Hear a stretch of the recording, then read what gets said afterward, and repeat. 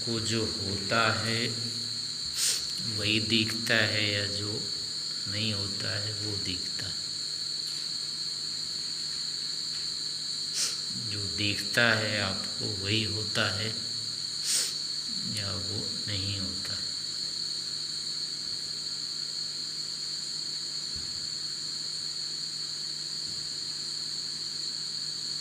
समझा? आया समझ प्रश्न?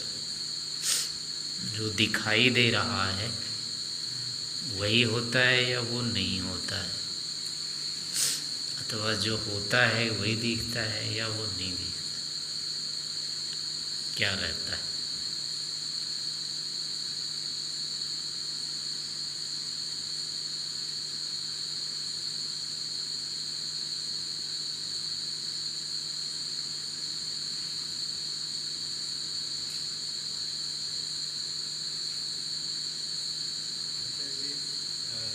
कई बार तो ऐसा होता है जो दिखता है वो नहीं होता, ये वाली स्थिति बहुत कम होता है। जो है जो दिख रहा है वो है, ऐसा ज़्यादा होता है।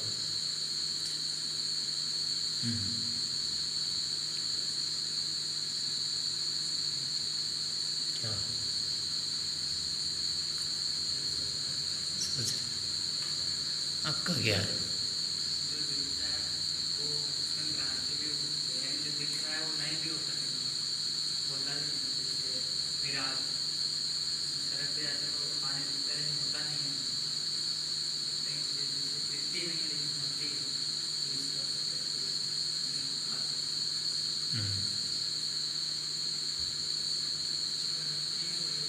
है जब लगता है वही वही रहता है। हाँ जी। दोनों स्थितियाँ हो सकती हैं। जो होता है वो वही दिखता भी है कभी कभी, मतलब ज़्यादातर। और कभी कभी ऐसा होता है कि जो नहीं होता वो दिखता है। जैसे कि सड़क पे जा रहे हैं, चमकदार दिख रही है, पानी का आवाज हो रहा है, तो ऐसा होता नहीं है। लेकिन सामान्य अवस्था में जैसे हम दीवार देख रहे हैं, पत्थर देख रहे हैं, तो ये बात नहीं, जो देख रहे हैं वही है। हाँ जी। अधिकतर क्या रहता है आपका? कुछ तो ज़्यादातर बातें जो देख रही हैं वो होती हैं हमारे सामने, कुछ नहीं होती। जैसे कि कोई मान लीजिए किसी जादूगर तमाशा दिखा रहा है तो हाथ में चमड़ा दिखा रहा है, लेकिन वो होती नहीं है। मैं हम लोगों को चमत्कृत करने के लिए कुछ दिखाता है, ये चीज़ ऐसी है। नहीं, जो जादूगर के नहीं हो वैसे ही है। इनमें क्या रहती है स्थिति? जैसे कि गर्म हो जाना किसी चीज़ का, पानी या अंधेरे में थोड़े अंधेरे में निकलना, रस्सी पड़ गई तो उसका सांप नजर आना है, तो रस्सी का सांप, इस तरीके से कोई गर्म भी हो जाता है। और इसमें दो स्थिति है। एक तो चलो व्यवहारिक है और एक है जो पारमार्थिक है। उस विषय में क्या रहता है? जो है वही दिखता है या जो नहीं है? पारमार्थिक दृष्टि में आता है, जो नहीं है वो दिखता है। पारमार्थिक दृष्टि का अर्थ यानी अंततः तत्वतः जो होता है, जिसमें कोई घोल मेल नहीं है, किसी का नहीं, स्वरूपता वस्तु का जो अपना अंतिम स्वरूप होता है उसको परमार्थ, परम अर्थ कहते हैं, अंतिम अर्थ जो अब नहीं बदलेगा वहाँ के बाद।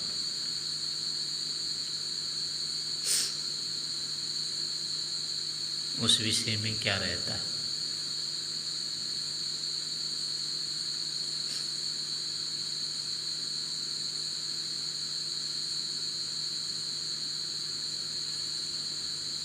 चलिए, उसमें तो बहुत सारे बातें हैं। जैसा मानते हैं वैसा होता है, वैसा हम मानते हैं, ऐसा दिखता है। बहुत कम स्थिति होती है। वैसा नहीं, हैं? जैसा है वैसा नहीं दिखता है, होता है। तो व्यवहारिक में तो चलो कुछ चल जाएगा, व्यवहार में भी अधिकतम जो नहीं होता है ना वही दिखता है, जो होता है वो नहीं दिखता है।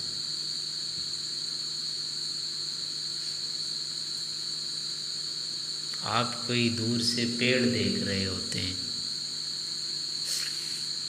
तो क्या जैसा पेड़ होता है वैसे दिखता है क्या?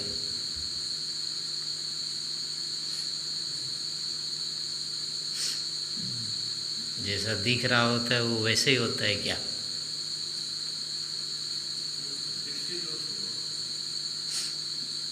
नहीं, जो भी है वस्तु के अनुरूप बुद्धि तो नहीं है ना। जैसे ऊपर अभी देखते हैं, जैसे आकाश में देखते हैं तो जैसा है वैसे ही दिखता है या जैसा दिखता है वैसा नहीं होता है। ऐसे गोल सा आधा दिखता है ना, वैसा आधा गोल है क्या हो? नहीं है ना। तारे चिपके हुए दिखते हैं चद्दर में, तो वो तारे क्या चिपके हुए हैं क्या हो? नहीं है ना ऐसा। ये तारे कितने छोटे छोटे से दिखते हैं, ये क्या ऐसे ही हैं क्या? ये चांद जितना दिखता है उतना ही है क्या? सूरज जैसा दिखता है वैसे ही है क्या?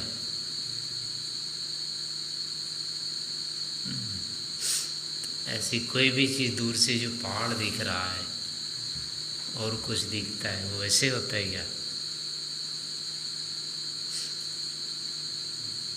तो ये तो दिन भर के व्यवहारिक है ना, इसमें अधिकतम क्या देखते हैं हम? जो नहीं है वही देखते हैं। और जो दिख रहा होता है बुद्धि हम वही बनाते हैं। और ये तो चलो स्थूल हो गया, व्यवहार में होते रहते हैं ऐसे। बाकी है कि अब शरीर दिख रहा है अपना, तो जो शरीर ये है,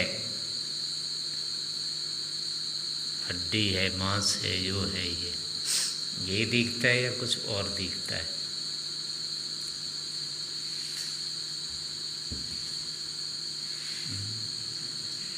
कम दिखता है। हार्ड मांस दिखता है कभी? वैसे तो नहीं दिखता है ना ये, भीतर तो कुछ नहीं दिखता है इसका। तो ये तो देख रहे हैं दिन रात। और आत्मा जिसको कहते हैं, यानी जिसको कहते हैं मर गया चला गया, वो दिखता है क्या इसमें कभी? उसको किस रूप में देख रहे होते हैं?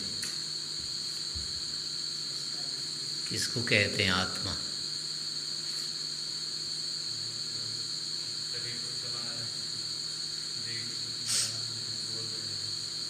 नहीं, जो आँख से दिख रहा है उसको ही आत्मा मानते हैं ना। शरीर को ही आत्मा के रूप में देख रहे होते हैं।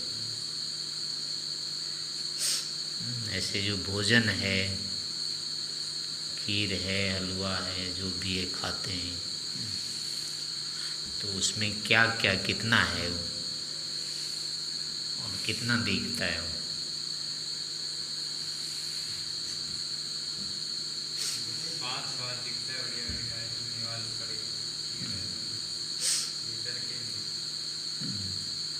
उसमें सड़ाद भी है, गंध भी है, पता नहीं क्या क्या है, कचरा भी है उसके अंदर, सब कुछ है।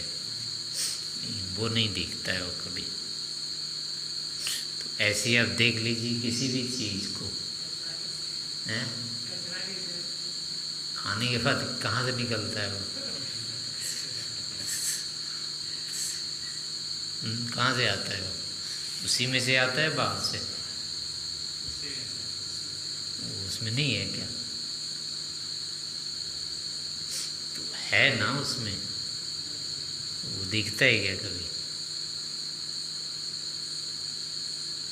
तो ऐसे देख लीजिए अब कौन सा ऐसा विषय है जिसको जो अर्थ है वही दिखता हो। एक आध कोई है? कभी कभी विशेष प्रयास करते हैं, उसको जब तक चिंतन का विषय नहीं बनाते, ध्यान नहीं रखते हैं उसके ऊपर, तब तक अनायास तो नहीं दिखता है कुछ। जो अनायास दिख रहा है वो सारा का सारा क्या है? अयथार्थ है। जितना भी हमको अनायास ज्ञान हो रहा है वो नहीं है।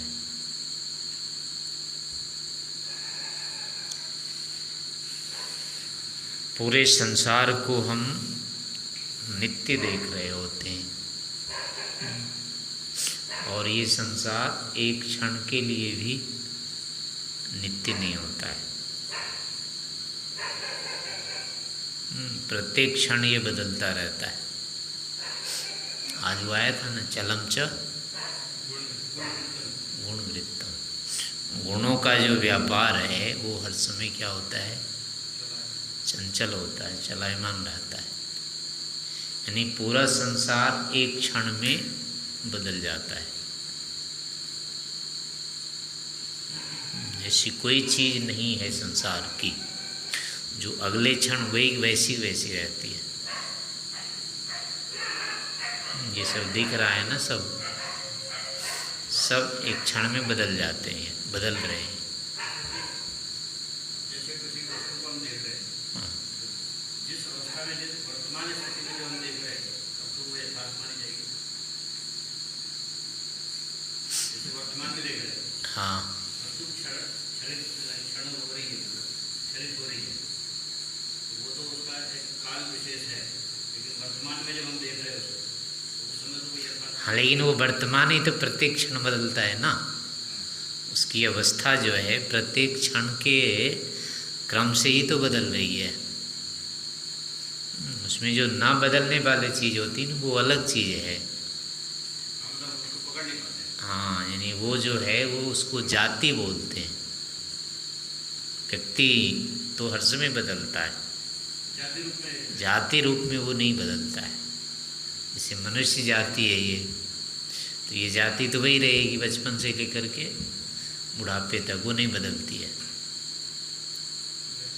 हाँ, वो जो के त्यों रहती है, वो उसमें परिवर्तन नहीं होता है। वो तो कभी नहीं बदलेगी, वही रहेगी। हाँ, व्यक्ति नहीं रहने पर जाति भी नहीं दिखती है, लेकिन व्यक्ति के साथ सब में जाति होती है। वो जाति जो होती है वो नित्य होती है, वो नहीं बदलती है। तो हम उसको ही देखते रहते हैं।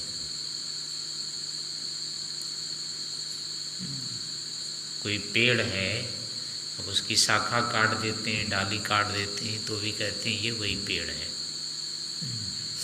तो लेकिन वो वैसा तो नहीं रहता है अब जैसे पहले था, लेकिन फिर भी कहते हैं कि ये वही है। तो इसलिए कहते हैं कि वो उस जाति का जो उसकी जो जाति है पेड़ की, वो नहीं बदलती। आम आम ही रहेगा अभी, वो पेड़ अभी भी पेड़ ही रहता है। तो वो नहीं बदलता है, तो उसके आधार पर उसको हम जानते रहते हैं। जैसे शरीर है ये, तो ये शरीर तो रहेगा, शरीर एक जाति है, तो ये इसकी जाति बनी रहती है। बुद्धि में वो रहती है, जाति रहती है, तो वो नहीं बदलती। इसलिए हमको लगता है कि ये भी नहीं बदलता है, और ये इसका नाम व्यक्ति है। इसमें हर समय परिवर्तन होता रहता है, ये कभी नहीं रहेगा स्थिर, वैसी वैसी नहीं रहेगा ये अभी देखो नए दिख रहे हैं, ये धीरे धीरे पुराने हो रहे हैं। इसका रंग उड़ जाएगा थोड़े दिनों के बाद। जो भी होगा, अभी भी थोड़ा थोड़ा सा रोए निकलने लग गए हैं। पहले नहीं हाँ, पहले नहीं निकले थे, अभी कुछ कुछ बैठ भी गए हैं। ऐसे इसका है, सभी का ये आएगा, इसमें भी ऐसे होगा। कुछ न कुछ बदल रहा है, अभी धूल पड़ रही है इसके ऊपर। हाँ, ये भी पड़ रहे हैं। कुछ नहीं करेंगे तो सफ़ेद सफ़ेद लगने लग जाएगा, फिर उसके बाद इसको झाड़ना पड़ेगा। तो ऐसे सब में परिवर्तन हो रहा है। ये कपड़े अभी आपको लग रहे हैं कुछ नहीं, लेकिन कल तक ये दिखने लग जाएगा कि गंदा हो गया। तो ये कब गंदा हुआ है? एक क्षण में थोड़े हुआ है। प्रत्येक क्षण इस पर धूल बैठ रही है, सब चीज़ों पर है। यहाँ भी धूल बैठ रही है, 24 घंटे छोड़ देंगे तो अगले दिन दिखेगी धूल, लेकिन वो जिसमें देख रहे हैं उसी समय थोड़े धूल आई, उसे पहले से बैठ रही है उस पर। तो ऐसे अंतर होता रहता है सब में, पता नहीं चलता है। तो आँखों से देखेंगे तो ऐसा नहीं होगा, फिर बुद्धि से जब देखते हैं इसको तब ये लगता है। तो ऐसे अन्य पदार्थों के बारे में भी होगा। शरीर से लेकर के पूरे संसार के विषय में हमारी ये दृष्टि होनी चाहिए कि इसमें सतत परिवर्तन हो रहा है। हर समय ये चीज़ें बदल रही होती है। सामान्य है कि इसको नई से पुरानी हो रही है, मानते तो हैं ही, हर चीज़ नई से पुरानी हो रही है, इसका कोई निषेध तो करेगा नहीं, लेकिन वो लगता नहीं है। यदि ये लगने लग जाए तो समझो इसको योगी बुद्धि कहेंगे। जिसको लग रहा है वो योगी है, और जिसको नहीं लग रहा है वो अयोगी है। भोगी कह लो या अयोगी कहेंगे उसको, क्योंकि योगी को सारा दिखता है। ये पूरा संसार जो है इसको अनित्य दिखता है। वो कहा है ना उसमें, अनित्य सूचि दुखानात्म सु, नित्य सूचि सुखात्मा ख्याति अविद्या। यानी जो अनित्य में नित्य दिखाई देते रहना है ये अविद्या है, विद्या नहीं है। तो अनित्य में अनित्य दिखना, उसको उदाहरण दिए ना, सचंद्र तारका देव, चंद्रमा और तारे सहित जो आकाश है देव, ये नित्य लगता है, ये अविद्या है। तो अनित्य लगना ये विद्या होगी। तो अब जिसको लगेगा वो योगी को लगता है। फिर ये तो सीधी सी बात है, जिसको नहीं लग रहा है वो अभी योगी नहीं है, और योगी जो है उसको ये लगेगा, या जिसको लगेगा वो योगी होगा, वो अयोगी नहीं रहेगा। फिर ऐसे अब शरीर है और आत्मा है दोनों, इसमें शरीर ही शरीर लगता है या शरीर ही आत्मा लगता है। तो ये जो ज्ञान है, ये जो बुद्धि है, ये अयोगी बुद्धि है। शरीर अलग से लगना, आत्मा अलग से लगना, ऐसा जब लगने लग जाए तो ये योगी बुद्धि है। ये परमार्थ ज्ञान इसको कहते हैं, वास्तविक तत्व ज्ञान ये होता है। ऐसे सभी पदार्थों में लगने लग जाना है। नहीं तो अब क्या है कि ऐसा होता क्यों है? जो नहीं है वही लगता है हमको, जो है वो नहीं लगता है। उसका कारण ये होता है कि इसके जो ज्ञान है ना, इस ज्ञान के अलग अलग स्तर होते हैं, उस स्तर से ऐसा ज्ञान होगा। आँखों से देखेंगे तो वो नहीं दिखेगा। फिर ये चीज़ें बुद्धि से दिखती है।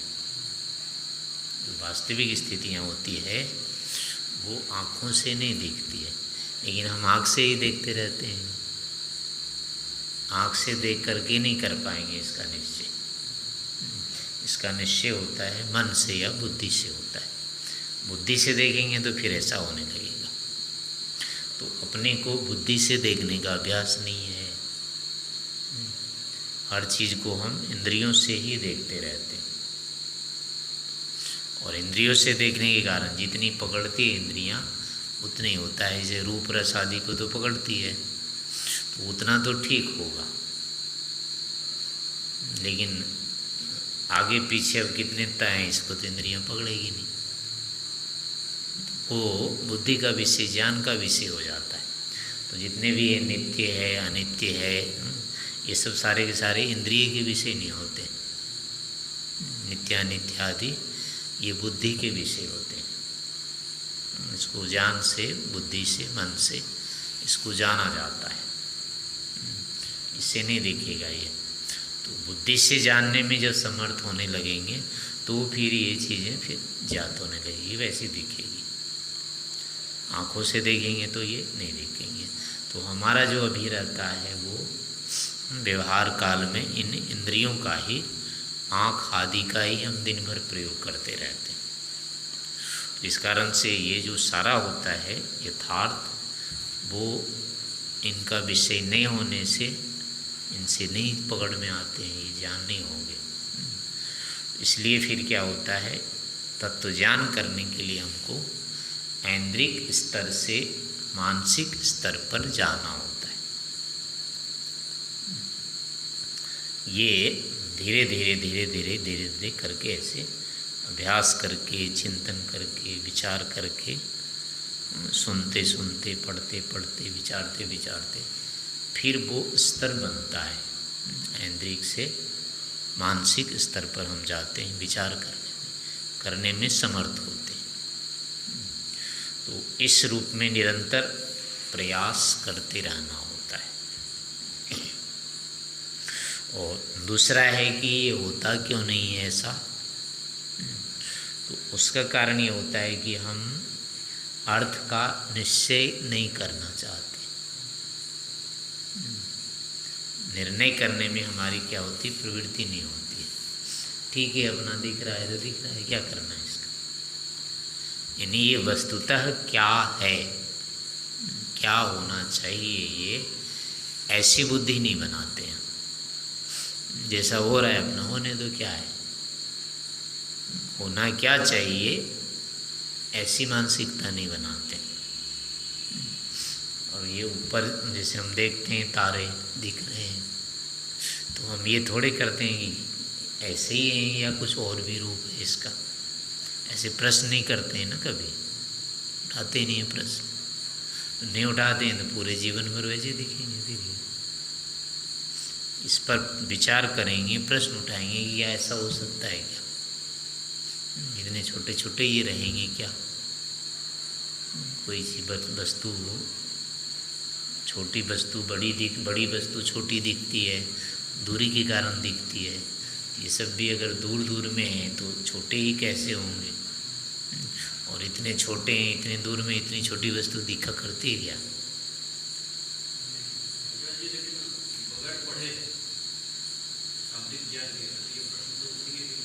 नहीं उठेंगे, लेकिन पढ़ने के बाद भी तभी उठेंगे जब अलग से इसको प्रश्न ऐसे बनाएंगे।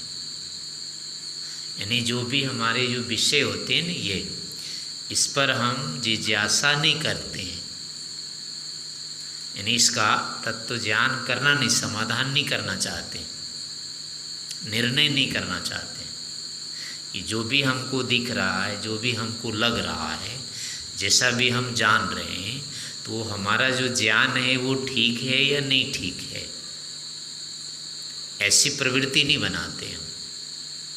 अपने ज्ञान को ठीक करने की हम इच्छा उत्पन्न नहीं करते। अपना जो ज्ञान हो रहा है वो ठीक है, ऐसे मान के चलते रहते हैं।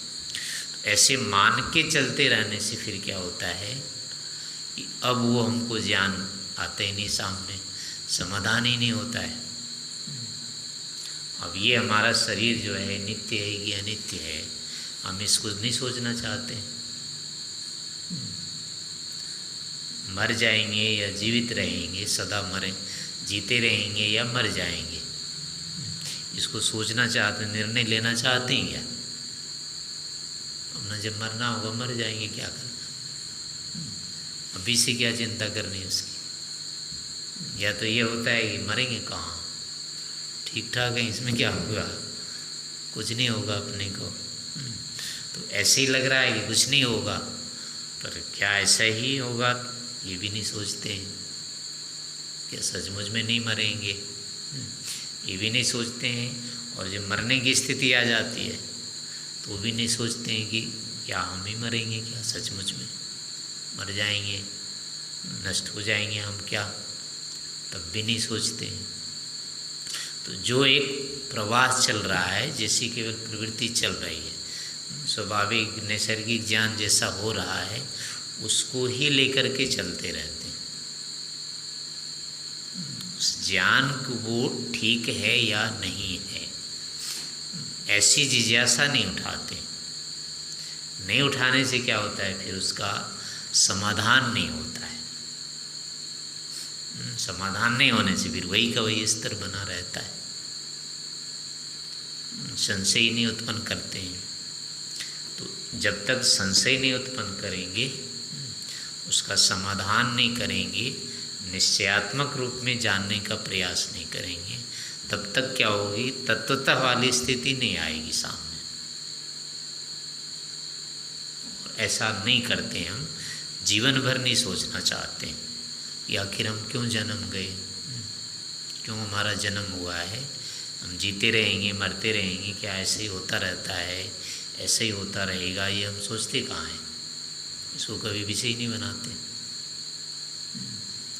जो सुख ले रहे हैं हम, वो सुख हमारे लिए पर्याप्त है या कम है या अधिक है, हमको सुख की अपेक्षा क्यों होती है, दुख हमको क्यों नहीं अच्छा लगता है, दुख कब तक होगा, आदि ये सब जो विषय हैं, इसको हम कहाँ सोचना चाहते हैं। सुखी दुखी होते रहते हैं अपना, लेकिन क्यों सुखी दुखी हो रहे हैं, कब तक होते रहेंगे, ऐसा ही चलेगा या इसको रोका जा सकता है, ये बदलेगा भी, ऐसी अपेक्षा बुद्धि नहीं उठाते हैं। तो नहीं उठाते हैं तो इस विषय का समाधान भी नहीं होगा। स्वभाव हमारा नहीं होता ऐसा करने का। जो भी चल रहा है अपना अनायास चलने दो उसको, इसको भेड़ चाल कहते हैं। एक भेड़ जन आगे आगे जा रही है, दूसरी भी उसके पीछे चल देती है, वो कहाँ जा रही है वो नहीं सोचती है पिछली भेड़। इसमें सामान्य बुद्धि बुद्धि मतलब जब ये दिन रहे तो वो दिन नहीं रहेगी, जब ये दिन नहीं है, जब वो दिन नहीं रहे ये दिन भी नहीं रहेंगे, ऐसी बुद्धि हो जाती है। हाँ, यानी वो दिन नहीं रहेंगे, लेकिन हाँ ये भी नहीं रहेंगे, लेकिन रहे कोई न कोई तो रहेगा। दिन तो नहीं रहेगा, लेकिन हम तो रहेंगे या नहीं रहेंगे। शरीर नहीं रहेगा, लेकिन हम तो रहेंगे। दो में से एक तो रहेगा ना, ऐसा तो नहीं सारे के सारे नहीं रहेंगे, ऐसा भी नहीं है, और सारे के सारे रह जाएंगे ऐसा भी नहीं है। एक तरफा नहीं है मामला, दोनों हैं।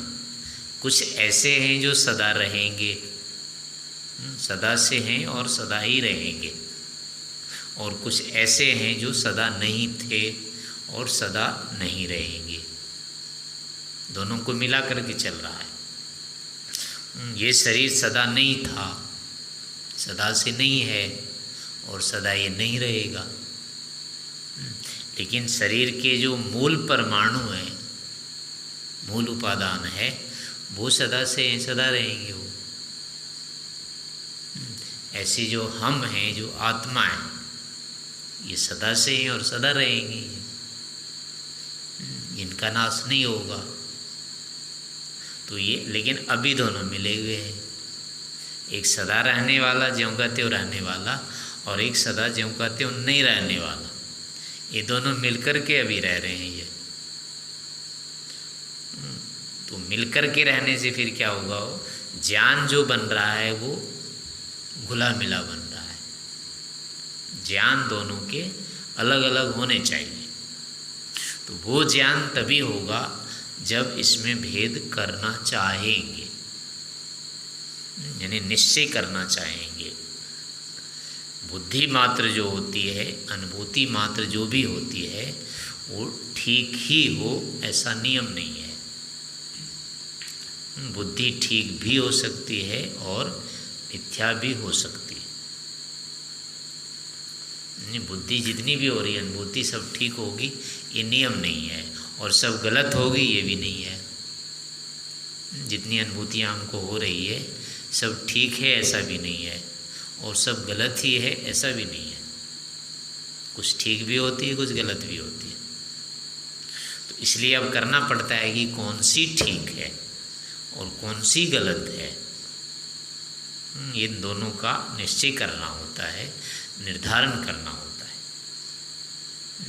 तो जो निश्चय करता है, निर्धारण कर लेता है, वो फिर योग में आता है, वो योगी होता है।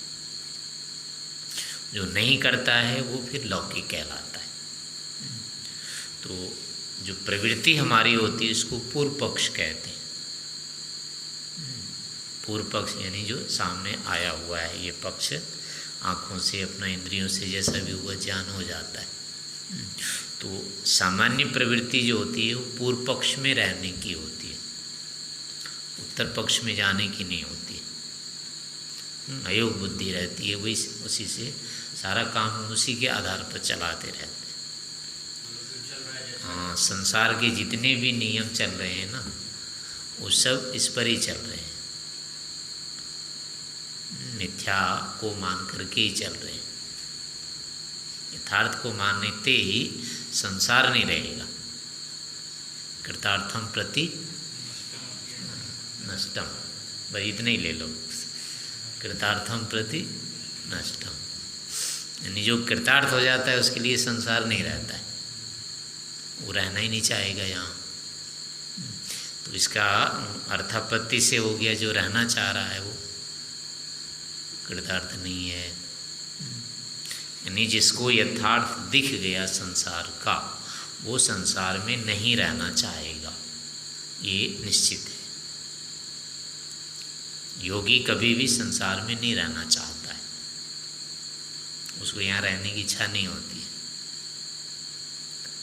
तो जब ये लगने लग जाएगी अब यहाँ नहीं रहना है, अब यहाँ का मतलब ये भी होगा कहीं देश विशेष में नहीं, यानी प्रकृति के साथ नहीं रहना।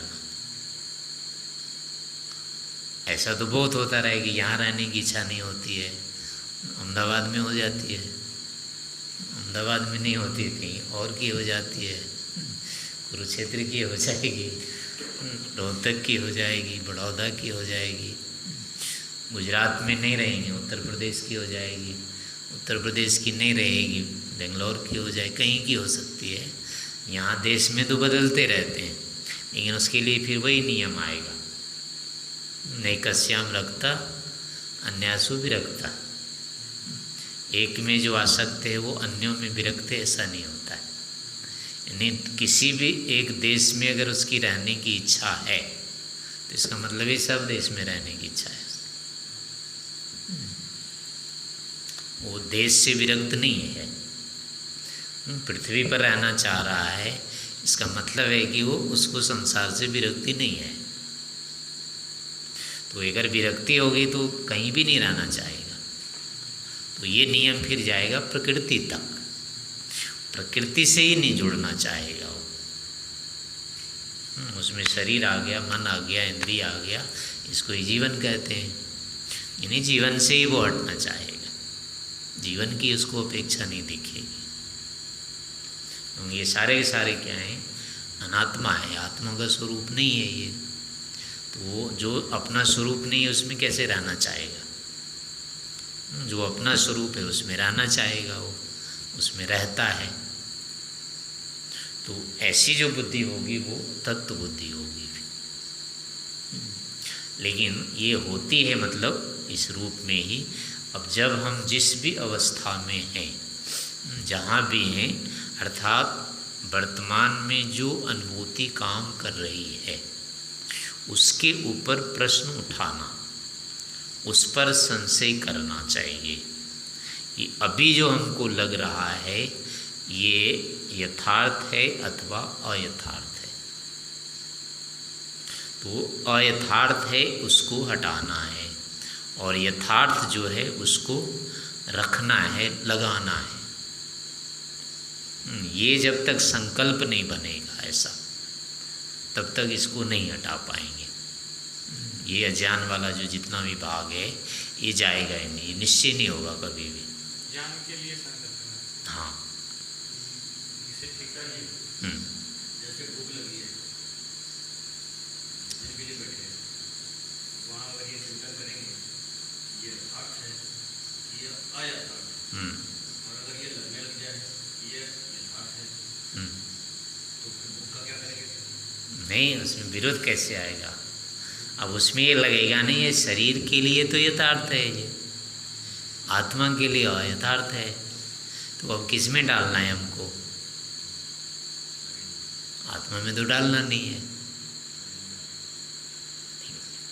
पर शरीर में तो डालना है इसको। तो शरीर के लिए ठीक है, कोई बाधा नहीं है उसमें। अब लेकिन वो शरीर में डाल रहे हैं। हाँ, लेकिन भोग के लिए अगर बैठे हुए हैं, तो वही तो है कि अगर शरीर में हाँ, डाल रहे हैं तो उतना भाग वाला हटा देंगे, भोग के लिए नहीं करेंगे इसको। आत्मा में नहीं जाना है, ये शरीर में जाना है। नहीं, वो नहीं बोल रहा हूँ। जैसे शरीर में डाल रहे हैं तो जहाँ 4 रोटी खा रहे हैं वहाँ 2 रोटी और सही, जहाँ तो शरीर में ही रहे। नहीं, शरीर को 4 की अपेक्षा और 2 डालेंगे और वो शरीर के लिए हानिकारक हो जाएगा। आत्मा के लिए तो लाभदायक लगेगा, उसको उतना सुख और बढ़ जाएगा, लेकिन वो शरीर को हानि कर देगा, तो वो शरीर के लिए नहीं हुआ वो। यानी भोजन के 2 विभाग रहते हैं। भोजन यानी हर चीज़ के 2 विभाग हो जाते हैं। एक विभाग होता है वो आत्मा के लिए, एक विभाग उसका शरीर के लिए होता है। वस्त्र है, पात्र है, भवन, मकान, भोजन आदि सारा संसार, इसको कहा है ना भोग अवर्गार्थम, यानी इसके स्वरूप का भी ज्ञान करना है। तो स्वरूप का जो ज्ञान है वो तो आत्मा के लिए है, और कुछ चीज़ें होते हैं वो शरीर की दृष्टि से है, ये साधन के रूप में प्रयोग करना है कुछ को, कुछ भाग इसका साधन के रूप में होता है, और कुछ भाग इसका क्या होता है केवल जय के रूप में होता है। तो जय वाला भाग सारा का सारा वो तो आत्मा के लिए है। भोजन केवल हम पेट के लिए नहीं खाते, पेट भरने के लिए भोजन नहीं किया जाता है। भोजन का जो रस है, भोजन का जो सुख है, वो उसका धर्म है ना, प्रकृति का धर्म है ये, वो उसका ज्ञान भी तो होना चाहिए। ये प्रकृति का धर्म है, इतना इसमें सुख होता है, इतना इसमें दुख होता है, और ये सुख हमारे लिए थोड़ा अनुकूल होता है, दुख हमारे लिए पूरा प्रतिकूल होता है। ये जब तक ज्ञान नहीं होगा ना, तब तक भोजन खाना भी नहीं छूटेगा। हाँ, जय और साध्य, साधन, साधन के रूप में कुछ भाग और कुछ भाग जय के रूप में। जय वाला भाग प्रधान रहता है। जब तक जय वाला भाग नहीं मिटा है तब तक वही क्या होता है, वो साधन वाला भी नहीं बनता है। साधन वाला भाग जो होता है उसको हम यानी कि ग्राह्य बना लेते हैं, ये घुल मिल जाता है उसमें, यानी जितना भाग शरीर के लिए है उसको भी हम आत्मा के लिए पूरा पूरा मान लेते हैं, तो ये दोष हो जाता है। और आत्मा के लिए यानी जय के लिए जितना भाग है उसको यदि साधन के रूप में मानते रहेंगे तो भी दोष हो जाएगा। जय माने उसके स्वरूप का बोध होना, भोग अपवर्ग जिसको कहेंगे। 2 विभाग करेंगे, हाँ, एक साधन विभाग हो गया। दोनों विभाग अलग अलग है, दोनों बुद्धि होनी चाहिए वहाँ। हाँ हाँ, जय बुद्धि प्रधान रहेगी कि हम इसमें क्या है, इसका स्वरूप क्या है वो जानना चाहते हैं। यानी अब इसमें सुख होता है, इसमें रूप रस आदि जो भी है, बल है, रूप है, सुख है, तो अब इसका जो बल आदि भाग तो शरीर में चला जाएगा, सुख हमको मिलेगा आत्मा के मन के माध्यम से। तो अब वो जो सुख इसका है वो हमको तृप्त नहीं करेगा, अतृप्त रखेगा, तो ये ज्ञान जरूरी है उसमें। अगर ये ज्ञान नहीं होता है तो सब दिन उसके चक्कर में लगे रह जाएंगे, छूटेगा नहीं कभी वो, और कितना ही इकट्ठा करते रहेंगे। भले ही धर्म से इकट्ठा करें तो भी करते रहेंगे, लेकिन वो कभी बंद नहीं होगा। इसलिए उस रूप में भी जानना जरूरी है। और दूसरा है कि साधन रूप में भी है वो। एकदम से छोड़ देंगे तो भी मर जाएंगे, फिर जीवन नहीं चलेगा, खाएंगे ही नहीं बिल्कुल तो भी जी नहीं सकते। शरीर के लिए भी आवश्यक होता है वो, तो शरीर के लिए भी उसका प्रयोग करना है। तो अब शरीर के लिए प्रयोग करने तो फिर अब बीच में इसका क्या आएगा कि इतना भोजन करना है जो शरीर के लिए भी प्रतिकूल ना हो, अधिक ना हो, और उतने में उसके रस आदि का भी ज्ञान हो जाना है। जैसे बल मिलेगा, शरीर पुष्ट होगा, ये वाला बात भोग में आ जाएगा। ये भोग में आ जाएगा, हाँ, साधन में। हाँ, साधन में ये आ जाएगा, यानी इतना इकट्ठा होना है शरीर में, ये तो मिलेगा। लेकिन सुख है उसमें, इस कारण से अधिकतम हम पीछे लगे रहते हैं।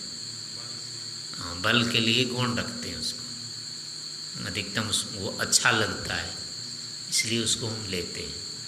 तो उसका भी निश्चय होना जरूरी है कि कितना अच्छा, कब तक तृप्ति नहीं होती है, ये निष्कर्ष आना चाहिए उसमें। ऐसे कोई भी इस चीज़ को बुला देगा कि अपना कोई सुख उख तो नहीं होता है, अपना खाने का है, शरीर के लिए होता है, इतने भी खाते रहने से पूर्णता नहीं आएगी। कब तक खाते रहेंगे, कब तक साधन बनाते रहेंगे इसको, उसकी भी वो तो नहीं है। तो इसलिए उसका स्वरूप ज्ञान भी होना चाहिए। तो सभी पदार्थों में फिर ये नियम लागू हो जाता है। तो ऐसे करके जिसका जितना भाग जहाँ अंश है उसको उसके साथ संबद्ध करना, ये तत्व बुद्धि होगी। ऐसी स्थिति में भोजन को रुचिपूर्वक खाया जाए कि अरुचिपूर्वक? ऐसे विभाग करके खाएंगे ना। रुचि तो उसके ऊपर, बगैर रुचि के तो खा भी नहीं सकते। नहीं, रुचि उत्पन्न करके क्या खाएंगे, वो तो वो अच्छा लगेगा तो रुचि हो ही जाएगी। वही तो विभाग नहीं हो पाता है। हाँ, वो उसमें द्वेष नहीं रखना है, उसको जहाँ तक तो हो सकता है अच्छा बनाना चाहिए, लेकिन अच्छा ही वो रहेगा। वो अच्छा कब तक, यानी हम वो मानते हैं ना, रुचि करने का मतलब हम इससे तृप्त हो जाएंगे, ये वाली बात उसकी परीक्षण ये रहेगा, इसमें तृप्ति होगी कि नहीं होगी। तो निष्कर्ष आना चाहिए कि नहीं होगी। हाँ, उसमें रुचिपूर्वक खाने में नहीं है, लेकिन वो रुचि का मतलब अगर ये अर्थ करते हैं ये हमको तृप्त करेगा, छक जाएंगे इससे, और किसी सुख की जरूरत नहीं रहेगी, ये सुख मिल जाएगा। तो रुचि का ये अर्थ नहीं करना, रुचि का अर्थ है उसमें द्वेष नहीं रखना है बस। उसको है बुद्धि या द्वेष बुद्धि, ये क्या है, गोबर है, ऐसे इसको डाल देना है अपना, ऐसा भी नहीं रखना उसमें, वो रुचि बुद्धि हो जाएगी उसमें। जो रुचि होता है मतलब अच्छा लगता है, हाँ, अच्छा लगता है, लेकिन वो उसके साथ ये मानते रहेंगे कि ये क्षणिक है, थोड़ी देर के लिए होता है, अच्छा लगता है। प्रवृत्ति भी उसी को खाने की ज़्यादा होती है। हाँ, तो वही होगा कि थोड़ी देर के लिए है। अगर ये पता लग जाएंगे थोड़ी देर ही होता है, तो जितना है उतना तो लेंगे, वही हो जब तक वो जा सकता है, पेट में है स्थान, इतना लेंगे तो कोई बाधा नहीं होगी, भले ही रुचिपूर्वक है। लेकिन रुचि को प्रदान करने पर पेट से ज़्यादा खा जाएंगे, वहाँ से हानि हो जाती है। अगर भूख तक ही खाते हैं उसको, रुचिपूर्वक खाते हैं तो बाधा नहीं होगी कुछ। और एक होगा कि रुचि नहीं रहेंगे तो जितना खाना चाहिए उतना भी नहीं खाएंगे, फिर उससे भी हानि होगी। तो उस मर्यादा में, यानी जितना पेट में आना है भोजन, उतनी सीमा तक अगर रुचिपूर्वक भी खा लेते हैं तो कोई बाधा नहीं। मतलब एक बार इसके दुख को, अतृप्ति को देखना। हाँ, वो देखना है इतना उसमें। सुख है ये देखना। हाँ, वो प्रयोजन उसका है। फिर उसके बाद रुचिपूर्वक भी खाएंगे तो बाधा कुछ कोई बाधा नहीं होगी, उसमें कोई फिर हानि नहीं होती। तो इस प्रकार से मतलब हर पूरे विषय के बारे में अपने को ऐसी बुद्धि बनानी चाहिए कि हमारी जो वर्तमान बुद्धि चल रही है, जो भी अनुभव कर रहे हैं किसी के बारे में, वो यथार्थ है या अयथार्थ है। तो अयथार्थ को हटाना है, यथार्थ को रखना है। इस प्रकार से